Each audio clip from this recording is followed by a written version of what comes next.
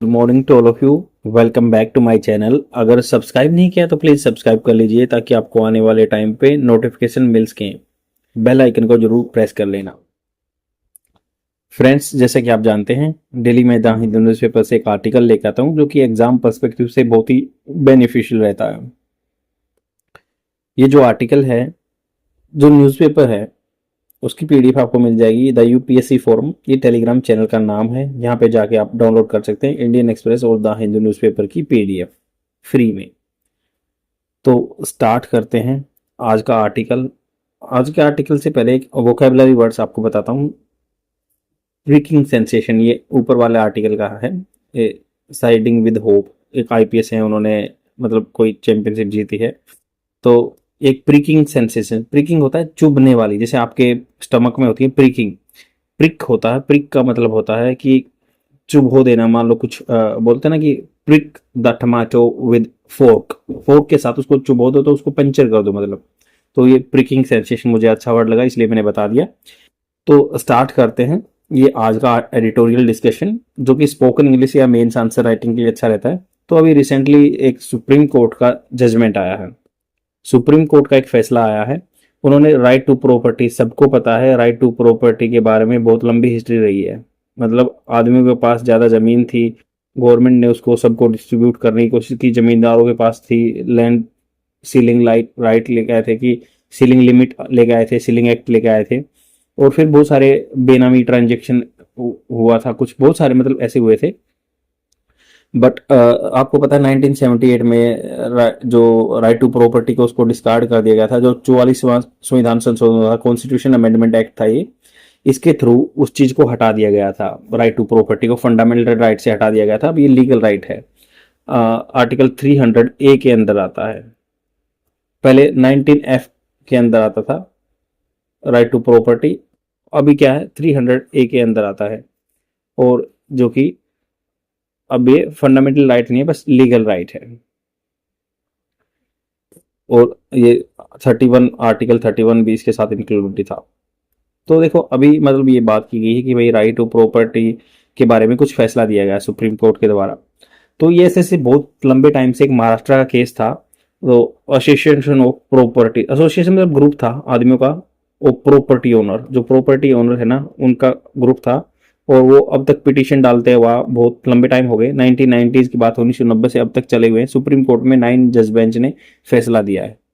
और जैसे यहाँ पे बात की गई है ऑल और एनी। ऑल मतलब टोटल, और या एनी या कुछ, कोई भी मतलब कुछ भी। The state must have bandwidth, bandwidth होता है मतलब रेंज ऑफ चीज, कोई भी रेंज मतलब कहते हैं स्पेक्ट्रम बोल दो।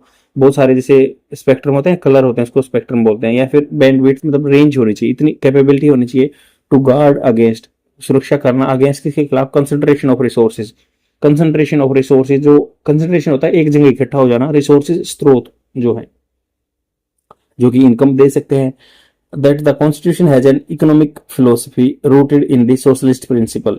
तो इकोनॉमिक फिलोसफी जो है, फिलोसफी क्या होता है, साइकोलॉजी या थॉट प्रोसेस है, जो नीति है उसकी, जो अपना जो संविधान है ना, उसमें जो आर्थिक को लेके जो फिलोसफी है ना, रूटेड, जो कि समाहित है, किसमें है, मिली हुई है किसमें, सोशलिस्ट प्रिंसिपल में, समाजवादी प्रिंसिपल में। आपको पता है कि जब 1947 में भारत आजाद हुआ तो अपने पास रिसोर्सेज कम थे, तब हमने सोशलिस्ट मॉडल फॉलो किया था। सोशलिस्ट मॉडल मतलब जो चीजों का ओनरशिप है गवर्नमेंट के पास होगी और डिस्ट्रीब्यूशन सबके पास पास इक्वल जाएगा। फिर थोड़ा सा उससे प्रोग्रेस नहीं हो पाई तो एलपीजी रिफॉर्म आए थे, लिबरलाइजेशन, प्राइवेटाइजेशन, ग्लोबलाइजेशन 1990 के आसपास। तब हम थोड़ा सा मिक्स्ड इकोनॉमी की तरफ बढ़ गए थे, जहां पे ये था कि भाई मतलब प्राइवेटाइजेशन के को बढ़ावा दे दिया था, ताकि जो ओनर है वो प्राइवेट कंपनी भी हो सकती है। तो सेम ऐसे ही मतलब ये कह रहे हैं कि रूटेड है, उसमें समाहित है, एम्बोडिड, एम्बोडिड मतलब इसमें सम्मिलित है in its directive principle of state policy. तो ये कहाँ पे सम्मिलित है, डीपीएसपी, राज्य के नीति निर्देशक सिद्धांत, और जो आर्टिकल 39 है उसमें है, जो है इज वेल अंडरस्टूड। ये वेल अंडरस्टूड मतलब अच्छे से समझा जा सकता है कि जो यहाँ की अपने संविधान की जो इकोनॉमिक फिलोसफी ना, उसकी जड़ है सोशलिस्ट प्रिंसिपल में, सिद्धांत में, मेनली एम्बोडिड, जो सम्मिलित है किसमें, डीपीएसपी में। वेल अंडरस्टूड, सब समझते हैं इस बात को। However A question that has often arisen for judicial review. तो हालांकि जो एक बात है, क्वेश्चन उठता है कि ऑफन, नॉर्मल तौर पर उठता है कि for judicial review, judicial review हो रहा है। कंसर्न चिंता है how far the state obligation to subserve the common good and prevent the concentration of wealth and means of production can be allowed to go against fundamental rights of individual.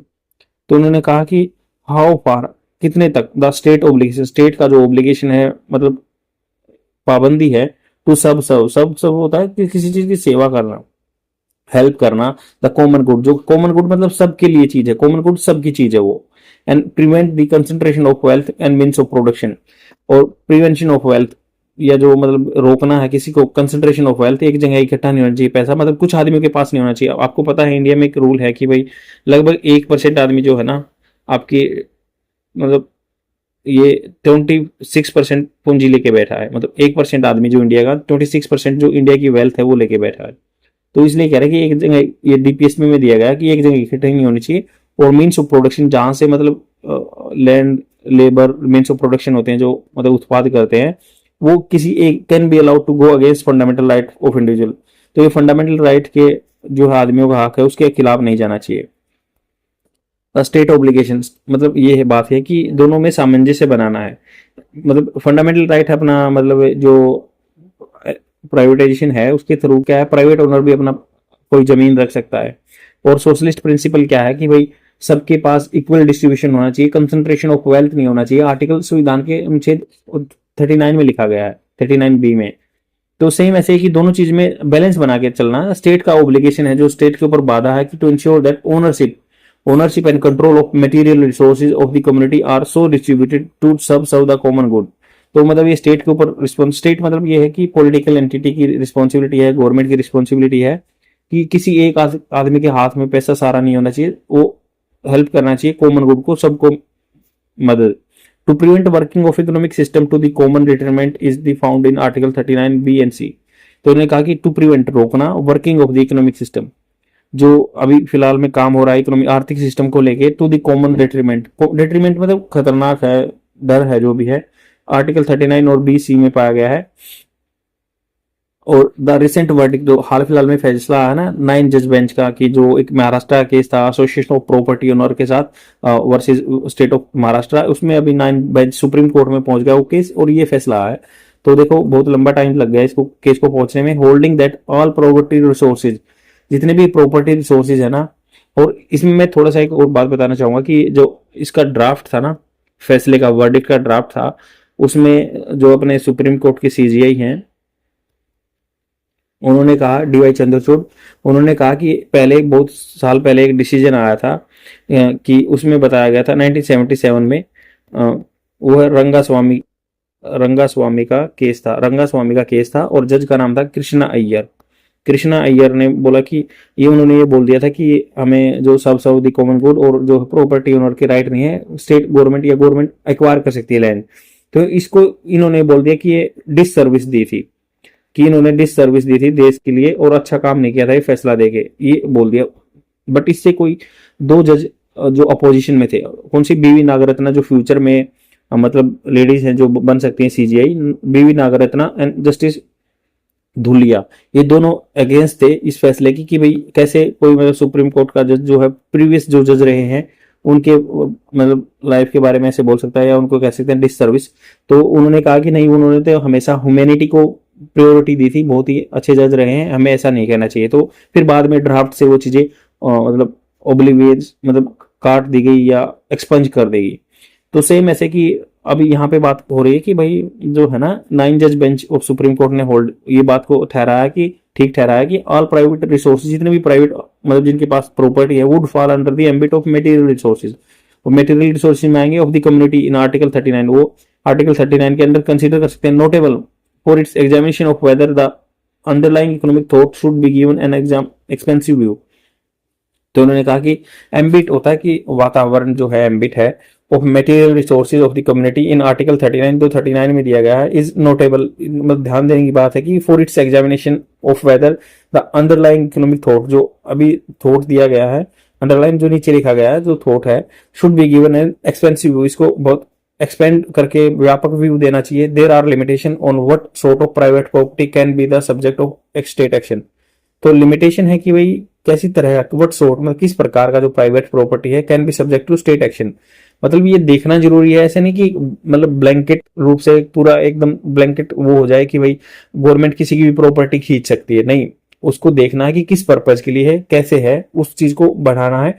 Court का majority opinion जो है, उन्होंने rejects the expensive view taken in a view few presidents in favour of any private resources. Court ने जो है ना majority ये बोला कि भाई ऐसा नहीं है कि रिजेक्ट कर दिया एक्सपेंसिव व्यू कि सभी मतलब सारी प्रॉपर्टी को आर्टिकल 39 के अंदर काउंट किया जाए, किसी भी प्रॉपर्टी को स्टेट गवर्नमेंट या सेंट्रल गवर्नमेंट एक्वायर कर सकती है। तो उन्होंने कहा कि जो पहले प्रेसिडेंट, इससे पहले बहुत सारे एग्जांपल हुए हैं इन favour of any private resource, तो जिनमें क्या है प्राइवेट रिसोर्सेज को प्राथमिकता दी है, इंक्लूडिंग दोज इंडिविजुअल ओन, जो किसी एक आदमी के पास प्रॉपर्टी है, falling under its ambit in tune with the present day economic reality. आज फिलहाल में जो आर्थिक सच्चाई है, रियलिटीज है, इट होल्ड्स दैट डीपीएसपी जो directive principle can not be seen through an particular ideological prism. तो डीपीएसपी का सीन देख रहा है कि एक आइडियोलॉजिकल मतलब एक साइकोलॉजी बना दी कि गवर्नमेंट किसी भी की प्रॉपर्टी एक्वायर कर सकती है। Disapprove of such earlier formulation, जो पहले मतलब फॉर्मुलेशन बना रखा था कि स्टेट गवर्नमेंट या कोई भी सेंट्रल गवर्नमेंट एक्वायर कर सकती है, अभी उस चीज को नहीं देख रहा है इस फैसले के बाद। The majority views is that while theoretically private resources could be part of community resources. Theoretically बात करें तो जो प्राइवेट आदमी की प्रॉपर्टी है वो कम्युनिटी की मतलब सबकी हो सकती है रिसोर्सेज। द रिलेवेंट कंसिडरेशन, जो इससे संबंधित चीजों को मानना, कंसिडरेशन करना for the state to acquire और distribute them into the pursuit, pursuit मतलब प्रयास ऑफ द कॉमन गुड, क्योंकि सबकी चीज होगी, will depend upon non executive factor. Exhaustive होता है कि फुल, बोलते हैं ना कि मैं एग्जॉस्ट हो गया, फुल थक गया, तो नॉन एग्जिस्टिव फैक्टर है कि भाई ये सारे पूरे नहीं है, इससे भी बियॉन्ड है।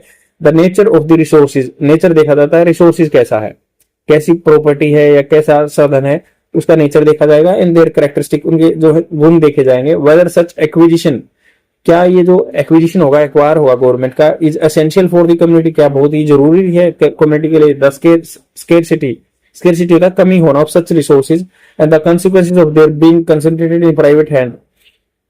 ये देखा जाएगा कि क्या रिसोर्सेज की कमी है या फिर कुछ मतलब कंसिक्वेंसेज होंगे, कुछ बुरे रिजल्ट मिलेंगे समाज में, तो उनका अगर इकट्ठे किसी के हाथ में आ गए। Land acquisition has always been based on principle of eminent domain, तो लैंड एक्विजिशन हमेशा किस बेस पे, प्रिंसिपल पे, सिद्धांत पे जमी है। एमिनेंट डोमेन मतलब जो मेन मतलब होगा प्रमुख domain area, while allocation of natural resources will require fair and transparent process.